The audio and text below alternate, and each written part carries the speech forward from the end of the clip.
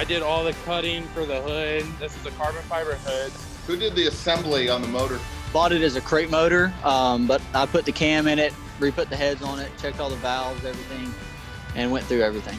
Have you had the horsepower rating yet? Has it been tuned on a dyno or just a street tune? It's done with the E-tune. I'm waiting for my tuner to open his doors again so we can get it on the dyno. According to him, it's at about 215, but we plan on putting a bigger turbo in and bumping it up to 300. And the graphic was done with a just silver 175 base so that it pops a little bit over the magenta when you put the candy over it.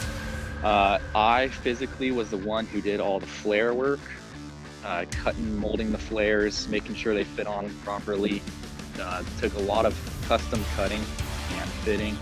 We want to keep the industry alive. We want to find the next generation of guys like you that are going to keep building and buying cars and buying parts and things like that and keeping it alive. This is my hobby. This is my means of making a living. This is what I enjoy to do. It's my recreation and business all in one.